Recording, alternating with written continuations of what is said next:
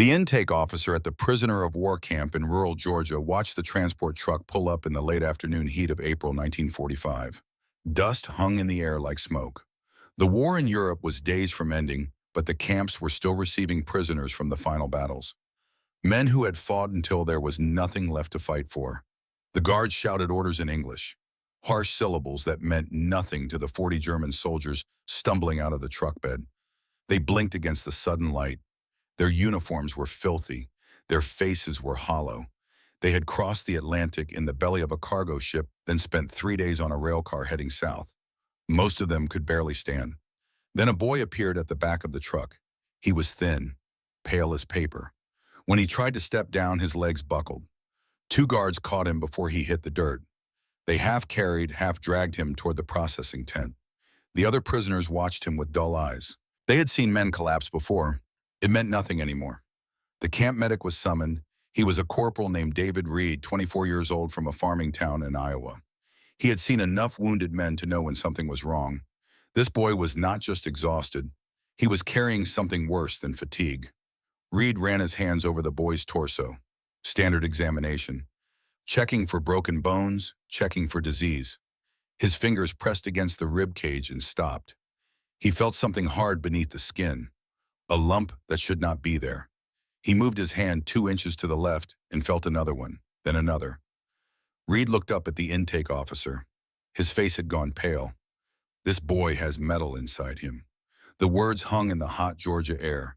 The intake officer stared. The guard stared. The boy stared at nothing, his eyes unfocused, his breathing shallow. "Get Captain Mitchell," Reed said, "now."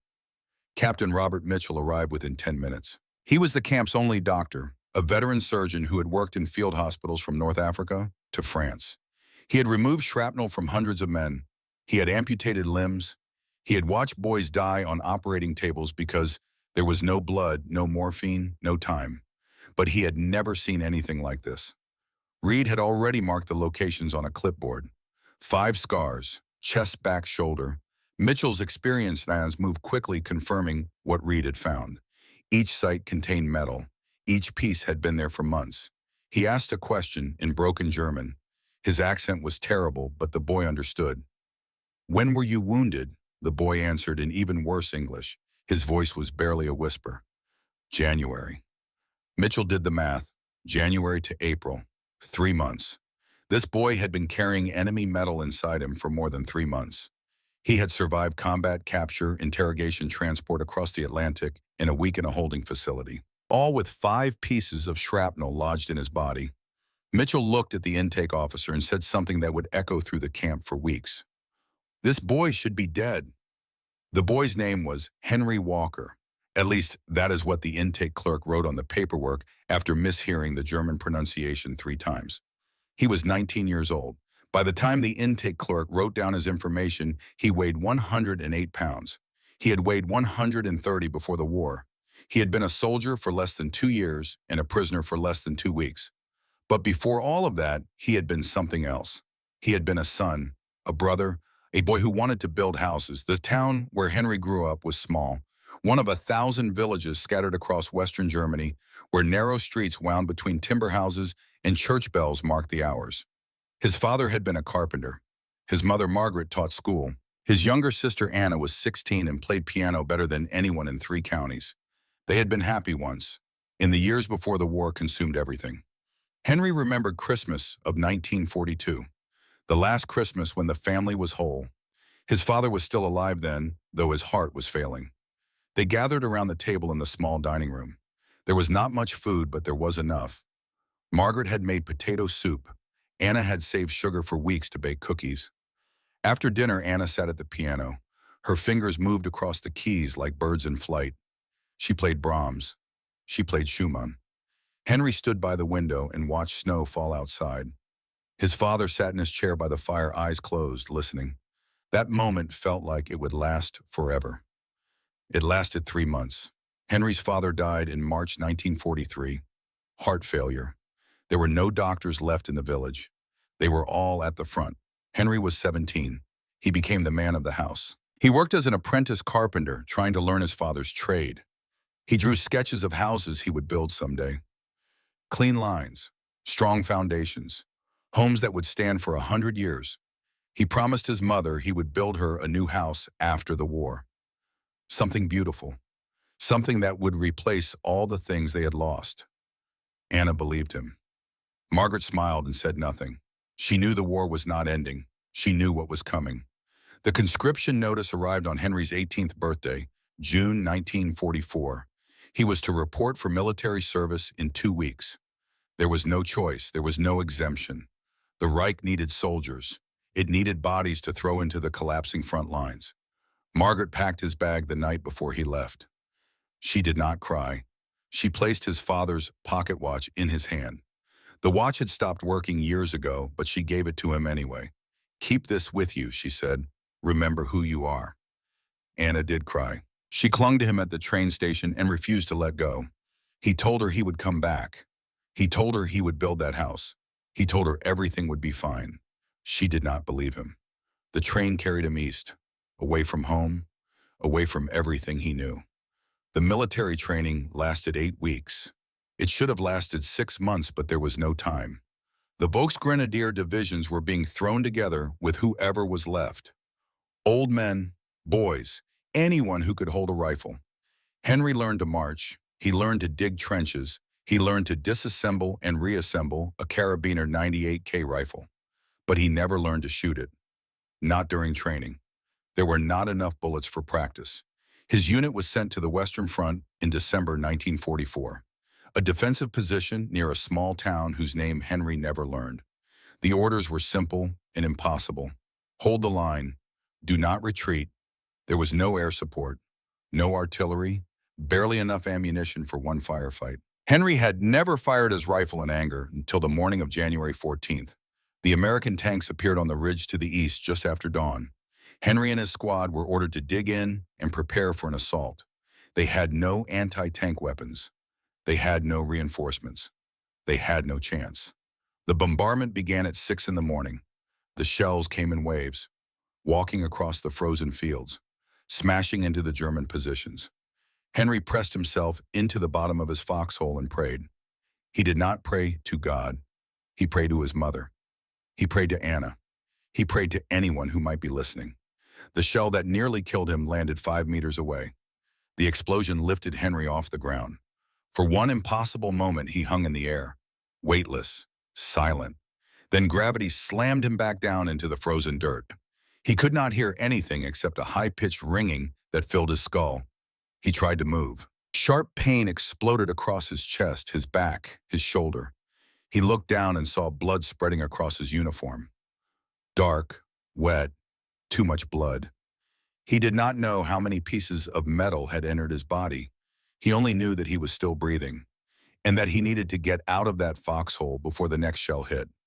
He crawled, 20 meters through snow and mud, dragging his rifle behind him because he could not let go of it, because letting go meant surrender, meant death.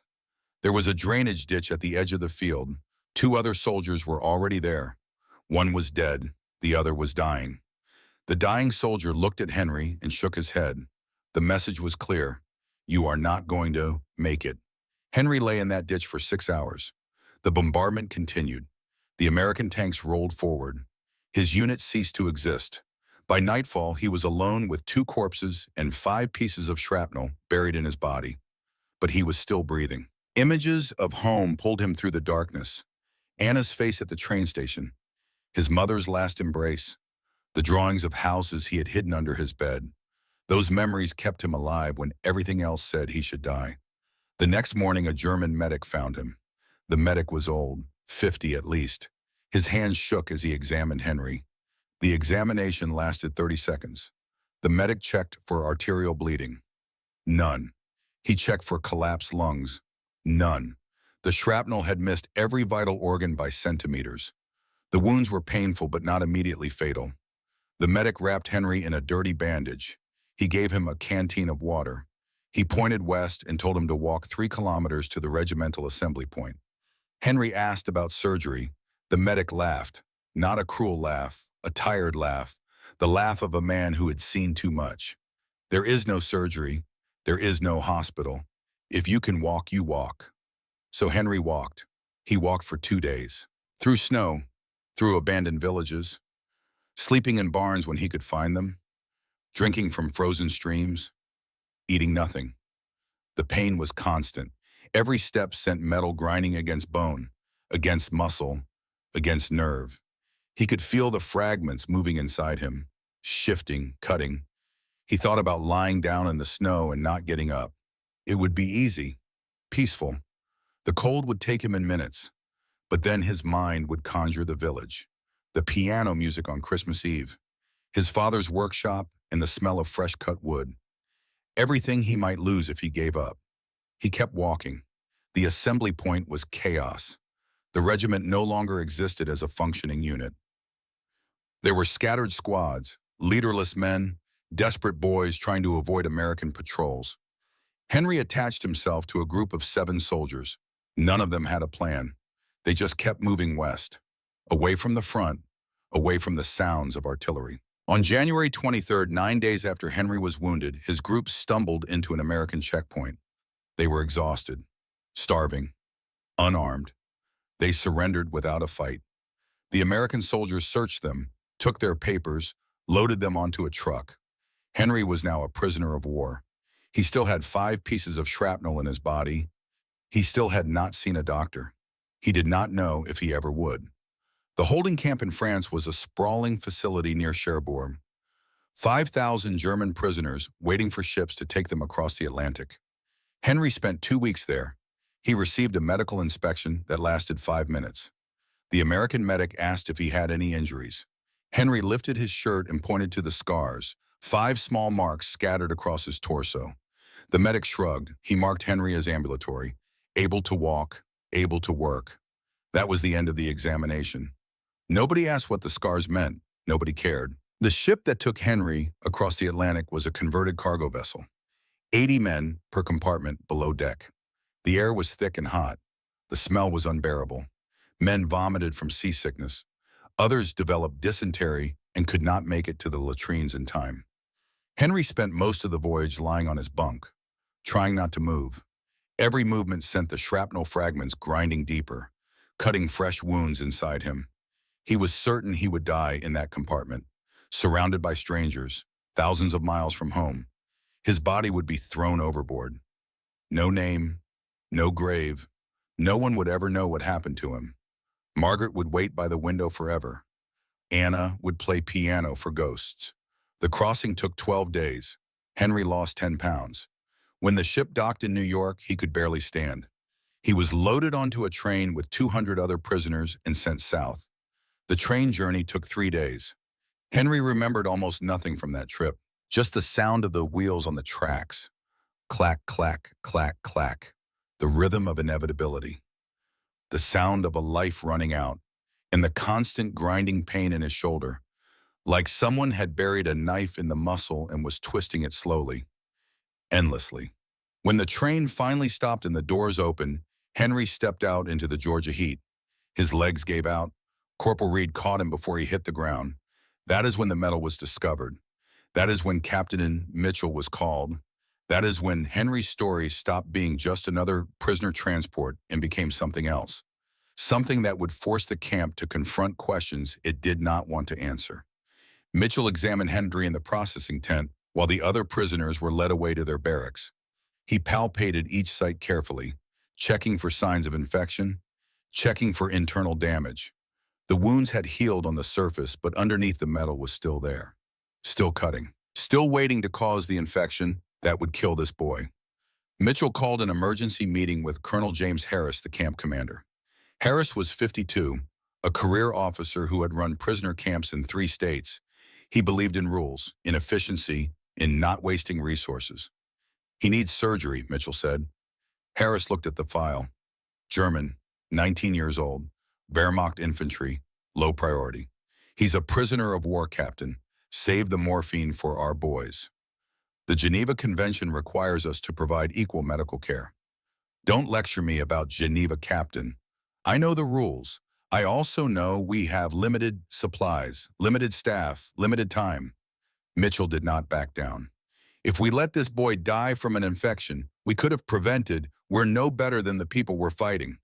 The room went silent. Harris stared at Mitchell. Mitchell stared back. Finally, Harris spoke. You have 48 hours. Do the surgery. But this sets a precedent, Captain. I hope you understand that. Mitchell understood. He also did not care. The surgery was scheduled for the morning of April 21st. Henry was told through a translator, a German-speaking prisoner who worked in the camp administration office. Henry asked two questions. Will it hurt? Will I survive? The translator did not lie. Yes, it will hurt. Probably you will survive. Henry nodded. He had no other options. No other hope. He was taken to the camp hospital and given a bed in the corner of the ward. He did not sleep. He lay on his back and stared at the ceiling, listening to the sounds of other men breathing, coughing, dreaming. His mind drifted to the village, to the piano music, to his father's calloused hands shaping wood into something beautiful, to everything he might lose tomorrow. He reached into his pocket and felt the broken watch, the watch that had stopped keeping time 3 years ago. The watch that was the last thing his father had given him. He held it in his hand and made a decision. He would survive this. He would see them again. He would go home. The alternative was unthinkable, so he refused to think it. At 3 in the morning, exhaustion finally dragged him under. He slept for 4 hours, dreamless, empty. When Corporal Reed woke him at 7, sun was already climbing over the Georgia pines. The air smelled like heat and dust and possibility. Captain Mitchell was waiting in the surgical tent. His instruments were laid out on a metal tray. Scalpels, forceps, clamps, bandages. Henry walked in on his own feet. He lay down on the table without being asked. He knew what came next. Mitchell stood over him and spoke in that broken German. You will feel pressure, not sharp pain, but pressure. Do you understand? Henry understood. He had felt worse. If the pain is too much, tell me. We will stop. Henry shook his head. Do not stop. Get them all out. Mitchell looked at the boy, 19 years old, 108 pounds, 5 pieces of shrapnel, 3 months of suffering. All right, Mitchell said. Let's begin. The news spread through the camp before sunset. An American doctor was going to operate on a German prisoner, waste morphine on the enemy, waste time on a boy who had been trying to kill Americans just 3 months ago. In the enlisted men's canteen that evening, the conversation turned ugly. Sergeant Frank Brennan sat at a corner table nursing a cup of coffee that had gone cold an hour ago. He was 28 years old, from Boston. His hands were scarred from years of factory work before the war. Those same hands had buried his older brother in a temporary grave on Omaha Beach 2 summers ago. The brother who had taught him to throw a baseball. The brother who had promised to come home. A private at the next table was talking too loud, saying how the doc was going to save some kraut kid, saying it was the right thing to do, the Christian thing. Brennan's jaw tightened. My brother died on that beach, he said. His voice was quiet, dangerous. He bled out in the sand waiting for a medic who never came. No German doctor saved him. The private went silent. Everyone in the canteen went silent. That kid didn't kill your brother, Sarge, someone said. Brennan stood up. His chair scraped against the floor. They're all the same, every last one of them. They put on that uniform. They followed those orders. They're Nazis. The war's almost over, another voice said. No point in more dying. The war's not over until every last one of them pays. Brennan walked out. The door slammed behind him. The canteen stayed silent for a long time after. The next morning, Colonel Harris called Captain Mitchell into his office. The colonel's desk was covered with reports, supply requisitions, disciplinary actions, transfer requests. Running a camp of 2,000 prisoners generated endless paperwork. I'm getting complaints, Captain. Mitchell stood at attention. About the surgery, sir. The men don't like it. They think you are wasting resources. We're bound by international law to provide medical care. Harris leaned back in his chair. I know what Geneva says. I also know what keeps this camp running. Order, discipline, the belief that we're the good guys. You start doing favors for prisoners, that belief starts to crack. It's not a favor, sir. It's medical necessity. Those fragments will cause infection. That infection will kill him. We can prevent it. Or we can let nature take its course. He'll be repatriated in a few months anyway. Mitchell did not blink. If he lives that long, that's not our problem. With respect, sir, it is exactly our problem. We hold these men. We're responsible for them. If we let this boy die from something we could have prevented, we become the enemy we're fighting. Harris stood up. He walked to the window. Outside, prisoners were moving between barracks, working in the fields, living, waiting. You're setting a precedent, Harris said. Other prisoners will expect the same treatment. We don't have the supplies. We don't have the staff. Then we'll make do. You're willing to stake your career on this? Yes, sir. Harris turned around. He studied Mitchell's face, looking for doubt, finding none. 48 hours, Captain. Do your surgery. But when this causes problems, and it will, you'll handle them. Understood, sir. Mitchell left the office. He had won the argument. But winning and being right were not always the same thing. That afternoon, Sergeant Brennan found Otto Schneider in the prisoner work detail. Schneider was 35, a former Wehrmacht officer. He had lost his rank when the Americans captured him, but he had not lost his authority. The other prisoners still followed him, still looked to him for leadership. Brennan pulled him aside, away from the guards. You know about the surgery tomorrow, Brennan said. Schneider nodded. Word traveled fast among the prisoners. That boy is making you all look weak, Brennan continued. Crying in front of Americans, taking their charity. Schneider's face hardened. He shames us. Your people should handle this, internally. Schneider understood. The Americans could not touch Henry without consequences, but prisoners policing their own was different, expected even. After the surgery, Schneider said, when he's weak, an accident in the barracks, a fall, the wounds get infected. Brennan said nothing. He did not need to. The seed was planted. He walked away. His conscience told him this was wrong. His grief told him it was justice. He listened to his grief. That evening, Corporal David Reed came to check on Henry. The boy was lying on his bunk staring at the ceiling. He had not eaten much, had not spoken much. Reed took his blood pressure, his pulse. Everything was elevated. Fear did that. You okay, kid? Reed asked. Henry did not understand all the English words, but he understood the tone.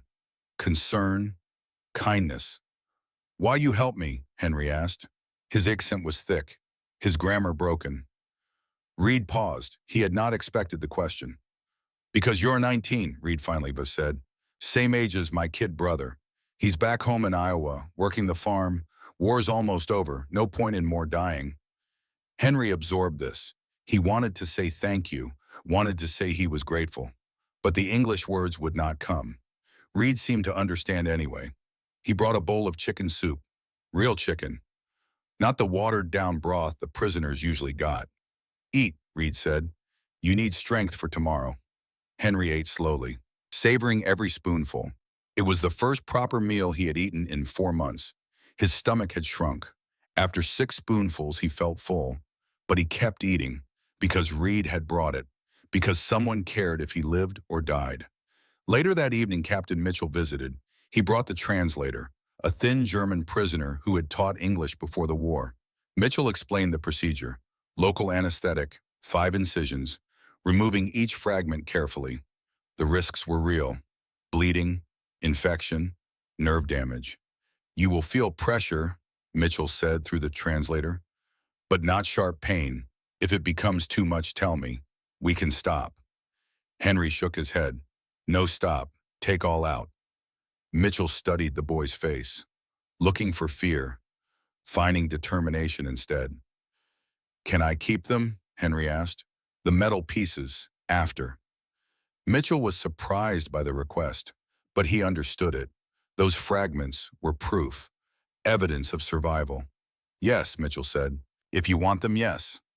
After Mitchell left, Henry lay in the darkness. Other prisoners were sleeping, snoring, coughing, dreaming of home. Henry could not sleep. His mind raced. Tomorrow he would be cut open. Tomorrow he might die on that table. Tomorrow might be the last tomorrow. He thought about writing a letter, a real letter, not the imaginary ones he had been composing in his head for months. But what would he say? Dear mother, I might die tomorrow. An American doctor is trying to save me. The enemy is being kind. I do not understand this war anymore. Dear Anna, I have not forgotten the song you played at Christmas. Brahms, the one that made Father cry. I hear it sometimes in my dreams, in the space between the pain. He did not write the letters. There was no paper, no pen, and even if he wrote them, they might never reach home. The postal system had collapsed. Germany was dying. His family might already be dead, but he held on to his father's broken watch. The metal was warm from his body heat. The hands were frozen at 3:15, the exact moment it had stopped. Henry wondered if his own heart would stop at a specific time tomorrow, if someone would mark the moment, if it would matter to anyone. He decided it would matter to him, so he would fight to keep breathing, keep living, keep carrying the promise he had made. At 3 in the morning, exhaustion finally won. He slept. The surgical tent at 8 in the morning was hot already. Georgia heat settled early and stayed late. Captain Mitchell had prepared everything the night before. Instruments sterilized, bandages ready, the limited supply of Novocaine measured out in careful doses.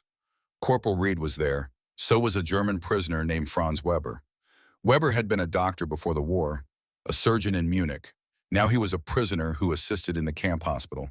Mitchell trusted him. Skill transcended nationality. Henry walked in on his own feet. He was wearing only trousers. His torso was bare. The 5 scars were visible in the morning light, small marks that contained universes of pain. Mitchell had him lie on the table. The metal was cold against Henry's back. He stared at the canvas ceiling of the tent, tried to control his breathing. Mitchell examined each site one final time, palpating, measuring, planning his approach. The first fragment was in the right chest, shallow, perhaps 1 centimeter deep. This would be the easiest. The second and third were in the upper back, between the ribs, deeper, more complicated. The fourth was against the left shoulder blade, surrounded by nerves, dangerous territory. The fifth was the worst, lower back, near the spine, too close to the spinal cord. One wrong move could paralyze this boy for life. Mitchell looked at Reed, at Weber. Ready? They nodded. He looked at Henry. Ready. Henry's voice was steady. Yes. Mitchell injected Novocaine around the first site, waited for it to take effect. Then he made the incision. 3 centimeters, clean, precise. Blood welled up. Reed daubed it away with gauze. Mitchell used forceps to separate the tissue. Muscle, fat, there. The glint of metal, a jagged piece the size of a thumbnail. Serrated edges, the kind that tore through flesh and kept tearing. He grasped it carefully, pulled. It came free. He held it up. First one. Henry was breathing hard, staring at the tent ceiling. How many more? 4. Keep going. The second fragment was deeper. Mitchell had to cut more, separate muscle layers. Henry's hands were clenched into fists. His knuckles were white. Pressure, Mitchell said. You will feel pressure. Pressure was a gentle word for what Henry felt. It was like someone digging in his back with a dull spoon, scraping bone, pulling tissue apart. But it was not the sharp agony of the shrapnel moving inside him, not the grinding pain he had carried for 3 months. This was purposeful. This was leading somewhere. The second piece came out, 3 centimeters long, triangular. The third was right next to it, embedded near a rib. Mitchell had to work carefully. Ribs were brittle. They could crack, pierce a lung. 15 minutes passed. Henry's breathing was ragged. Sweat covered his face. Reed wiped his forehead. You're doing great, kid. Henry did not feel great. He felt like his body was being turned inside out. But he did not ask Mitchell to stop. The fourth fragment was the shoulder, the one that had caused the worst pain, the grinding sensation every time he moved his arm. Mitchell had to go in at an angle. The fragment was lodged against the shoulder blade, surrounded by the brachial plexus, the network of nerves that controlled the entire arm. This will take time, Mitchell said. Stay still. Henry gritted his teeth, tried to become stone, immovable. Mitchell worked slowly, millimeter by millimeter. He could feel the metal under his forceps, could feel the nerves pulsing nearby. One slip in this boy's left arm would be useless. 10 minutes, 15. Franz Weber held Henry's shoulder steady, whispered something in German. Words of encouragement, of strength. Finally, Mitchell had it. He lifted the forceps. The fragment was 4 centimeters long, the largest one yet, wicked sharp on one edge. Almost done, Mitchell said. Henry's voice was barely a whisper. The last one. The last one was the monster, the one near the spine. Mitchell hesitated. He looked at Weber. What do you think? Weber examined the site, pressed carefully. If you leave it, infection will kill him. Maybe not this month, maybe not this year, but it will kill him. And if I damage the nerve, he will be paralyzed but alive. Mitchell looked at Henry. This last one is dangerous, very dangerous. I can leave it. You can live with it, maybe for years. Henry's eyes met his, clear, certain. Take it out. I want all 5 gone. Mitchell nodded, respect in his eyes. All right. He injected more Novocaine, waited, made the incision, longer this time, deeper. The fragment was 4 centimeters down. Right against the vertebra, he could see it now, nestled against bone. The spinal cord was millimeters away. Mitchell's hands were absolutely steady, no tremor, no hesitation. He had done this 1,000 times. Removed metal from men who were screaming, men who were dying, men who had no hope. But this felt different. This boy had survived so much, had carried this metal across an ocean, had held on to life with nothing but will. Mitchell would not let him die now. He used the smallest forceps, grasped the fragment, gently, so gently, pulled. Henry screamed, the first sound of real pain he had made, a sharp cry that cut through the tent. Mitchell did not stop, could not stop. He was committed now. The fragment shifted, moved, came free from the tissue holding it. He lifted it clear of the wound, clear of the spine, clear of the danger. Done, he said. It's done. The tent was silent except for Henry's ragged breathing. Reed was staring. Weber was staring. Mitchell held up the final fragment. 5 pieces of shrapnel on the metal tray. 5 pieces of death that had been inside this boy for 3 months. Henry turned his head, looked at them. Tears ran down his face, not tears of pain, tears of relief, of release. Thank you, he whispered in English. Thank you. Mitchell began closing the wounds. 5 incisions, 5 sets of stitches, bandages wrapped carefully around the torso. When it was finished, Henry looked like he had been in a fight, but it was a fight he had won. Rest now, Mitchell said. Corporal Reed will watch you. Henry was moved to a bed in the hospital ward. He slept for 14 hours straight. No dreams, no nightmares, just deep, empty sleep. When he woke, Reed brought him soup and bread. Henry ate slowly. Everything tasted better, sharper, more real. But not everyone in the camp was celebrating Henry's survival. 3 days after the surgery, other prisoners started appearing at the hospital. A man with a broken finger that had healed crooked. Another with a persistent cough. A third with an infected wound on his leg. Captain Mitchell saw them all. He did not turn anyone away. Word spread.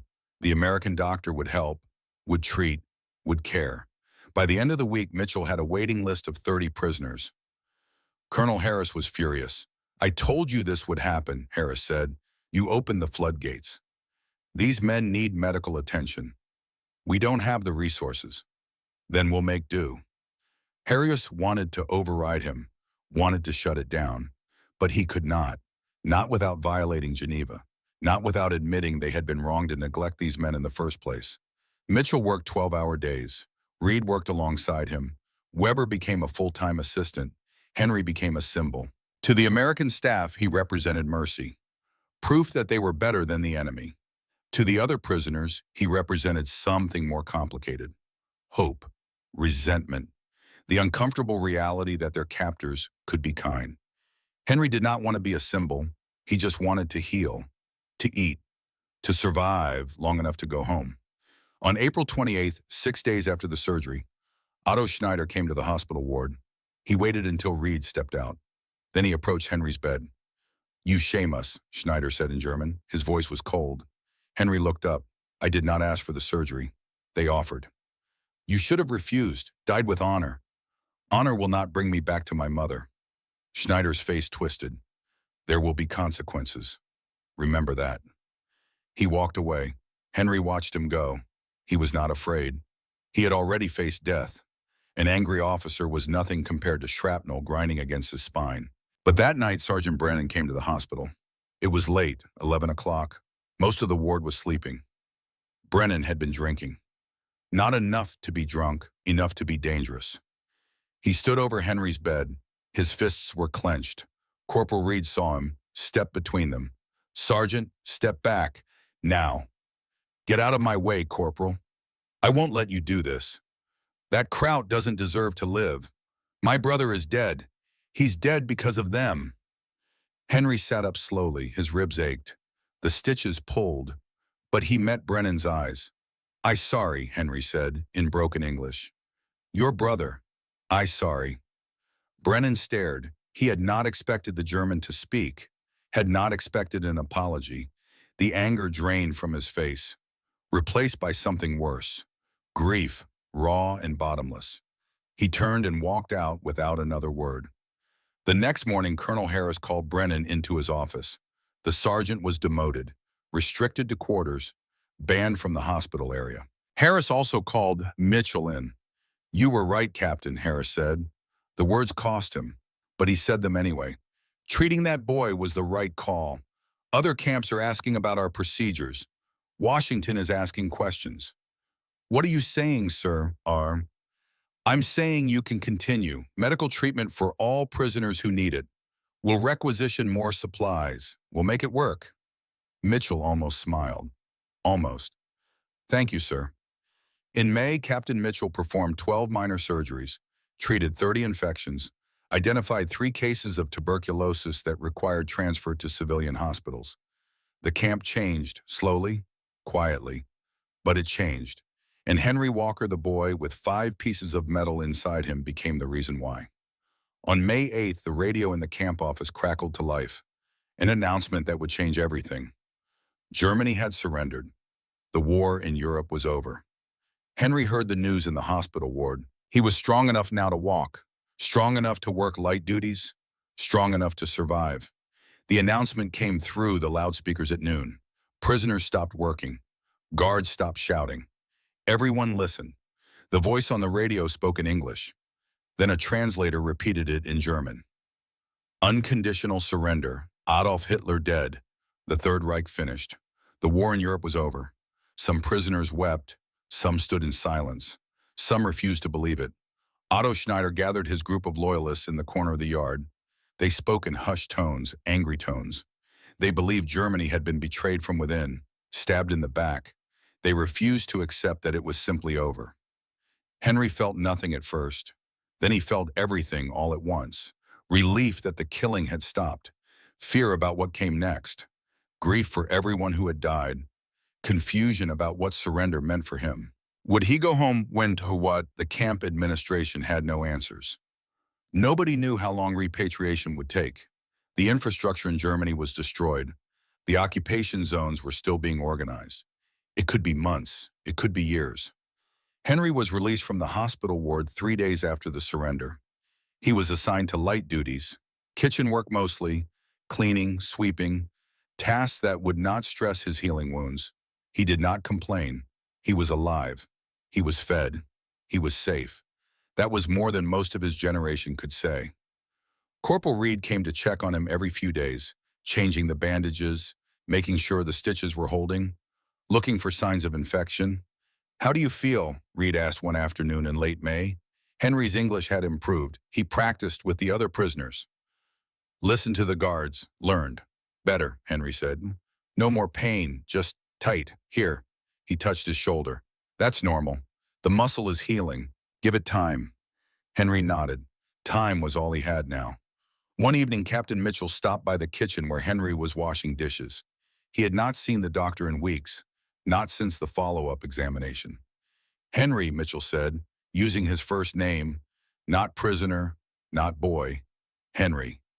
"Captain, you're healing well. I'm glad." "Thank you. You saved my life." Mitchell shook his head. "You saved your own life by surviving that long. I just removed the metal." Henry wanted to say more, wanted to express the depth of his gratitude, but he did not have the words, in English or in German. Mitchell seemed to understand. He reached into his pocket and pulled out a small cloth bag. "These are yours," he said.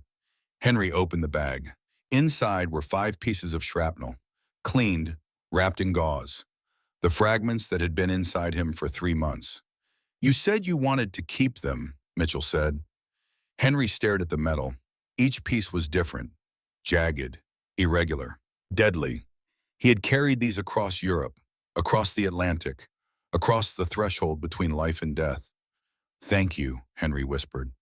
"What will you do with them?" Henry closed the bag, held it in his hand, felt the weight. "Remember," he said. "Just remember." Mitchell nodded. He understood. The summer passed slowly. The camp population began to decrease as small groups of prisoners were processed and sent back to Europe. The American occupation zone, the British zone, the French zone, not the Soviet zone. Nobody wanted to be sent to the Soviet zone. Henry was not in any of the early groups. He waited, worked, learned more English, wrote letters home that he was not sure would ever be delivered. He wrote to his mother, told her he was alive, told her about the surgery, about Captain Mitchell, about his hope of coming home soon. He wrote to Anna, asked about the piano, asked if she remembered their last Christmas together, asked if she still believed he would keep his promise. He did not know if they were alive to read the letters. The village was in what would become the Soviet zone. Communications were impossible. The mail system had collapsed. Information from the East was scarce and unreliable. But he wrote anyway, because writing the letters meant they were still real, still waiting, still there. In October, Henry saw Sergeant Brennan across the camp yard. The sergeant had been reinstated after his demotion. He was supervising a work detail. Their eyes met briefly. Brennan looked away first. Henry felt no anger, no resentment. Brennan had lost someone he loved. Grief made people do terrible things. Henry understood that now. The leaves changed color. The Georgia heat gave way to cooler autumn air. Henry celebrated his 20th birthday in the camp. Nobody knew it was his birthday. He did not tell anyone. He just marked the passage of time in his head. 1 more year survived. In December, the first snow fell in Georgia. It was nothing like the snow in Germany. Light, brief, gone by afternoon. But it reminded Henry of home, of frozen fields, of the foxhole where he had nearly died. He touched the scars on his chest. They were healed now, pink and smooth. He barely felt them anymore, but they were there, permanent, proof. In January 1946, almost a full year after he had been wounded, Henry's name appeared on a repatriation list. He was going home. The announcement came on a cold morning. 40 prisoners called to the administration office. Henry was number 17 on the list. They would leave in 2 weeks. Train to New York. Shipped to Europe. Processing in Bremen. Then release. Henry felt a strange mixture of relief and terror.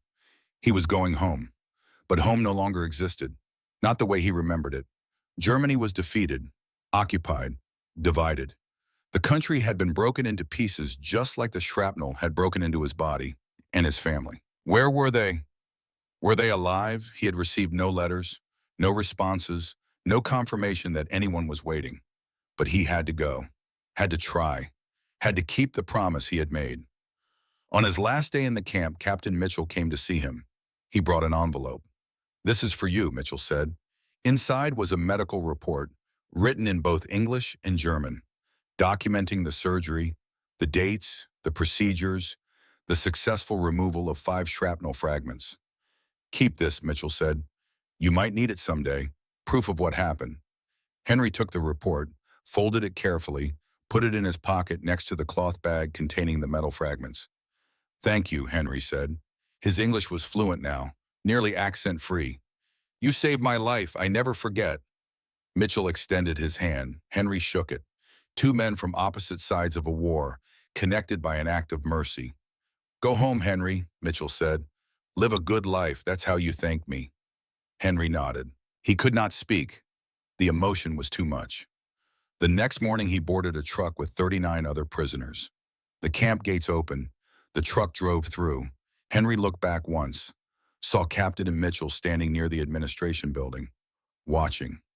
Mitchell raised his hand, a small wave, a final goodbye. Henry waved back. Then the camp disappeared behind him. That chapter of his life closed. Another one was beginning. The journey back to Europe took 3 weeks. The ship was less crowded this time. The men were healthier. The mood was different. Not the desperation of prisoners being transported, the uncertain hope of men going home. Henry stood on the deck as the ship entered Bremen Harbor in February 1946. The city was ruins, buildings reduced to rubble, cranes working, people moving through the destruction like ants through a broken nest. This was Germany now. This was what he was returning to. The processing camp was efficient. 3 days of paperwork, medical examinations, interrogations to identify war criminals. Henry was cleared quickly. He had been infantry, low rank, 19 years old, no crimes, no charges. They gave him a small amount of money, Deutsche Marks that were barely worth the paper they were printed on. They gave him civilian clothes, a worn jacket, trousers, shoes with holes in the soles. They gave him papers, identification, release documents, permission to travel. Then they opened the gates and told him to go. Henry stood outside the camp. Free. For the first time in over a year, he was not a prisoner, not a soldier, not a patient, just Henry Walker, 20 years old, trying to find his way home. He caught a train heading east, toward his village, toward the Soviet occupation zone. The train was packed with refugees, displaced persons, former prisoners, everyone trying to get somewhere, trying to find someone. The journey took 2 days.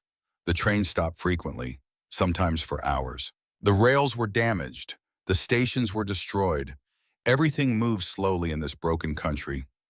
Henry watched the landscape pass. He barely recognized it. Villages he had known were gone. Forests had been cut down for fuel. Fields were cratered from bombs. This was not the Germany he had left. He arrived at the town nearest his village in early March 1946. From there he walked, 5 kilometers through mud and melting snow, carrying nothing but his papers, the medical report, and the cloth bag with the shrapnel. The village appeared in the distance. Some buildings still stood. Others were rubble.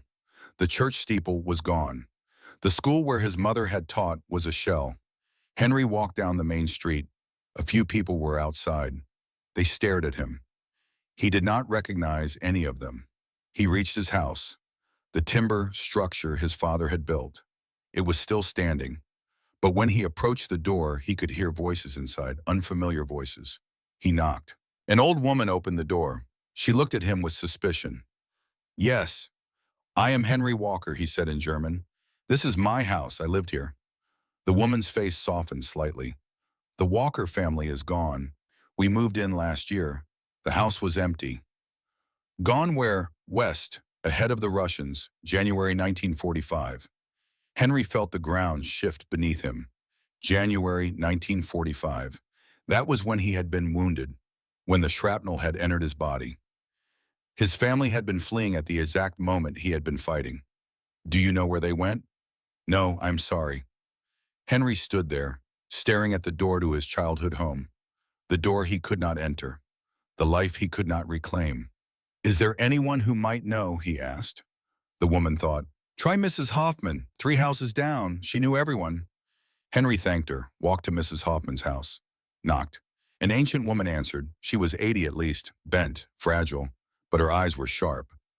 "Mrs. Hoffman," Henry said. "I am Henry Walker, Margaret's son." Recognition flashed across her face. "Henry, we thought you were dead." "I was a prisoner in America. I just came back." "America? My God!" "My mother, my sister Anna. Where did they go?" Mrs. Hoffman's face fell. "They left in January 1945. The Russians were coming. Your mother was afraid. She took Anna and fled west. I do not know where," she did not say. Or maybe she did not know. Nothing, no word. "Nothing, I'm sorry, child." Henry felt something break inside him. He had survived the war, survived the shrapnel, survived the surgery, survived everything. To come home to nothing, to no one. "Thank you," he managed to say. He walked away, and out of the village back toward the train station. He could not stay here. There was nothing left. He would go west, into the American or British zones. He would search, he would find them, he had to, because the alternative was unthinkable. The search took 7 months. Henry traveled from refugee camp to refugee camp, from displaced persons center to displaced persons center, across Bavaria, across the American occupation zone, showing papers, asking questions, looking at lists. Margaret Walker, Anna Walker, from a village in the east, fled in January 1945.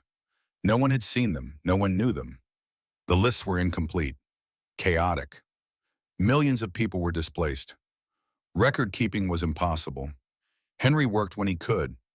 Manual labor, clearing rubble, building temporary shelters, earning enough money for food and train fare, sleeping in shelters, in abandoned buildings, anywhere he could find space. He carried the cloth bag with the shrapnel, the medical report, his father's broken watch. These were his only possessions, his only proof that he had existed, that his family had existed. In October 1946, he arrived at a large refugee camp near Munich. Thousands of people living in tents and temporary barracks, waiting for resettlement, waiting for news, waiting for hope. Henry went to the administration office, asked the same questions he had asked 100 times before. Margaret Walker, Anna Walker. The clerk checked the records, flipped through pages, stopped. Walker, yes, there were 2 women registered here. Arrived in March 1945. Henry's heart stopped. Where? He asked. His voice was shaking. Sector C, Barracks 14. Henry ran through the muddy paths between the barracks, past hundreds of people, past cook fires and laundry lines and children playing in the dirt. Barracks 14, a long wooden structure, windows covered with a cloth, smoke coming from a chimney. He burst through the door, 20 people inside, families, single women, children, all staring at him. He scanned the faces, looking, searching, and then he saw her. Anna. She was sitting on a bunk near the back, thinner than he remembered. Her hair was shorter, her face was older. But it was her. She looked up, saw him. For 5 seconds she did not react, did not recognize him. Then her eyes went wide. Henry! Her voice was a whisper, disbelief, shock. Anna! She stood up, took a step toward him, then another, then she was running, crashing into him, wrapping her arms around him, sobbing. Henry held her, his sister, the person he had been searching for, the person he thought he might never find. They stood there, holding each other, both of them crying, neither able to speak. Finally, Anna pulled back, looked at his face, touched his cheek like she was checking if he was real. You're alive, she said. You're alive. Yes, I'm alive. We thought, everyone said. We thought you were dead. I was a prisoner in America. I just came back. America, Henry, oh my God. She hugged him again, tighter this time. Then Henry asked the question he was afraid to ask. Where's Mother? Anna went still, her arms loosened. She stepped back. The look on her face told him everything. No, Henry said. No, Anna's eyes filled with tears. I'm sorry, Henry, I'm so sorry. When July, this year, tuberculosis, there was no medicine. We tried everything. Henry felt his legs weaken. He sat down on the edge of the bunk. Anna sat next to him. She talked about you, Anna said quietly, every day. She never gave up hope. She said you would come back. She said you always kept your promises. Henry could not speak, could not breathe. He had survived everything, fought through everything to come home, to see his mother again, to show her he had kept his promise. But he was 3 months too late. 3 months. If he had come back in April, in May, in June, she would have been alive. But he had been in Georgia, healing, working, waiting for repatriation, and she had been dying here, waiting for him. She didn't suffer at the end, Anna said. She just got weaker. And then one morning she didn't wake up. We buried her in the camp cemetery. There's a marker. I can show you. Henry nodded. He could not trust himself to speak. They sat in silence. Brother and sister, the only family either of them had left. Tell me what happened to you, Anna finally said. Tell me everything. So Henry told her about the battlefield, the shrapnel, the medic who told him to walk, the capture, the journey to America, the camp in Georgia, Captain Mitchell, the surgery, the 5 pieces of metal that had been inside him for 3 months. He pulled out the cloth bag, showed her the fragments. "These were in you?" Anna asked, horror in her voice. "Yes." "My God, Henry." He told her about the recovery, the wait, the journey home, the search. When he finished, Anna was quiet for a long time. "Mother would have been proud," she said. "You survived. Against everything. You survived. I promised I would come back. You did. You kept your promise. But I was too late." Anna took his hand. "You're here now. That's what matters. We're here. Together." Henry looked at his sister. She was 20 now. No longer the 16-year-old girl who had played piano on that last Christmas. The war had aged her just as it had aged him. She had survived her own war, her own journey, her own grief. They were all that was left of the Walker family. But they were alive, and that was something. Henry and Anna left the refugee camp in early 1947. They found a small apartment in Munich. 2 rooms, cold water, shared bathroom down the hall. But it was theirs. Henry found work as a laborer, then as an apprentice mechanic. The skills came back quickly. His father's lessons, the patience, the precision, the ability to fix things that were broken. Anna got a job as a teacher's assistant. She was good with children, patient, kind, like their mother had been. They did not talk much about the war, about what they had lost.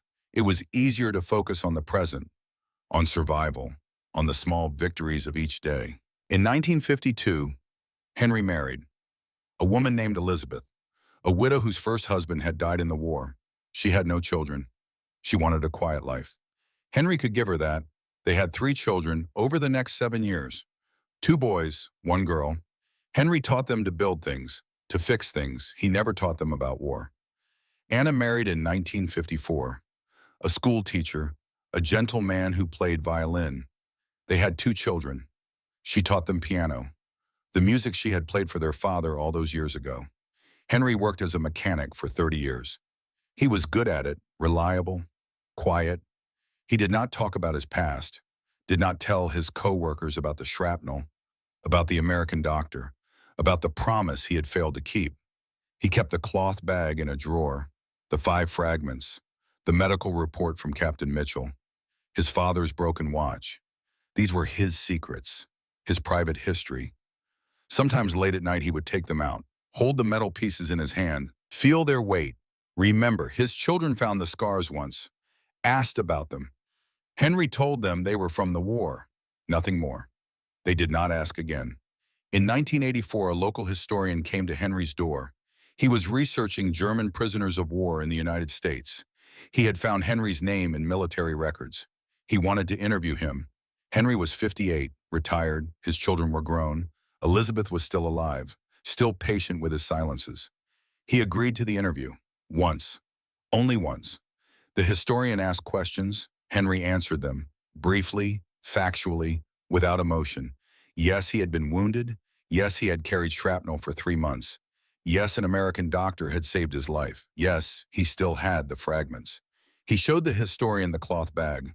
Let him photograph the pieces. Let him copy the medical report. When the interview was over, the historian asked one final question. "How do you feel about what happened? About the doctor who saved you?" Henry thought for a long time. "He gave me a chance," Henry finally said. "To come home, to find my sister, to live. I am grateful." Do you ever think about him? Wonder what happened to him every day? Did you ever try to contact him? No. Why not? Henry did not have an answer for that. Or maybe he did, but could not put it into words.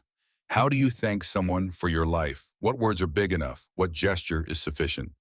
Silence was easier. Silence was safer. The past is past, Henry said. I prefer to leave it there. The historian published his research in a small regional journal, a few pages about German POWs in American camps. Henry's story was a footnote, a brief anecdote about unusual medical treatment. Almost no one read it. Henry died in 1998, 2 years after Elizabeth. He was 72. He passed quietly in his sleep. His heart simply stopped. His children cleared out his apartment, found the usual things: clothes, books, photographs, kitchen items, and in the bottom drawer of his desk, they found the cloth bag, the medical report, the broken watch. They did not know what they were looking at. Anna was still alive. She was 71. She came to the apartment, saw the items, explained. "These were from the war," she said. "These were inside him. An American doctor took them out." Henry's children stared. They had never known, never asked, never imagined. "What should we do with them?" Henry's oldest son asked. Anna thought, "Give them to a museum. Let them tell his story. He wouldn't tell it himself, but maybe it should be told." In 1999, the items were donated to a small regional museum in Bavaria. The military history section. World War II artifacts. They were placed in a glass case. 5 pieces of shrapnel, a medical report, a pocket watch with hands frozen at 3:15. There was a placard, brief, factual. Henry Walker, 1926 to 1998, German soldier, wounded January 1945. Prisoner of war in the United States, treated by American military surgeon, survived, returned to Germany, 1946. Father, mechanic, citizen. It did not mention the fear, the pain, the 3-month journey with metal inside him, the kindness of Corporal Reed, the skill of Captain Mitchell, the impossible decision to operate on an enemy, the ripple effects that changed a camp, the search for family, the grief of arriving too late. It did not mention any of that. It just said he was a soldier, a prisoner, a survivor. Sometimes that was enough. Sometimes people stopped at the case, looked at the shrapnel, read the placard, moved on. But occasionally someone would pause, would really look, would see beyond the metal and the dates in the brief description, would see a boy who should have died but didn't, a doctor who chose mercy over efficiency, a family torn apart and partially reunited, a life lived quietly in the shadow of war, would see the complexity, the humanity, the small triumph of compassion over hatred, and those people would remember, not forever, but for a moment, and a moment was something. In 2003, Anna died. She was 76, peacefully, surrounded by her children and grandchildren.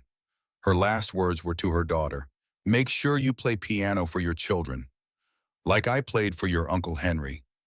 Music is how we remember. Among Anna's belongings, her children found a box of letters, old, yellowed, never sent. Letters from Henry, written in 1945, from the camp in Georgia, addressed to Margaret Walker, to Anna Walker, care of their village address. The letters had never been delivered. The postal system had collapsed. Germany had been divided, the mail had stopped. But Henry had written them anyway. Sitting in a hospital bed in rural Georgia, telling his mother he was alive, telling Anna he remembered, promising he would come home. Margaret Walker had died in July 1946, 3 months before Henry found Anna. She never knew her son had survived, never received word, never got the letters. She had waited, hoped, believed, and died believing he was gone. Anna's daughter kept the letters, put them with the museum donation. Let the story be complete. One of the letters was displayed next to the shrapnel, in Henry's handwriting, the German carefully formed, the sentiment clear. "Dear Mother, I am alive. An American doctor saved me. I will come home. Wait for me. I love you. Henry." Margaret Walker never read it, but now everyone could, and in a small museum in Bavaria the story lived on. Incomplete, imperfect, but true. A boy with metal inside him, a doctor who chose mercy, a family divided by war and partially healed by peace, a life that should have ended in a frozen foxhole, but instead lasted 72 years. 5 pieces of shrapnel in a glass case. Proof that sometimes kindness wins. Sometimes humanity transcends hatred. Sometimes the enemy becomes the savior. Sometimes the fragments we carry become the foundation of who we become. And sometimes that is enough.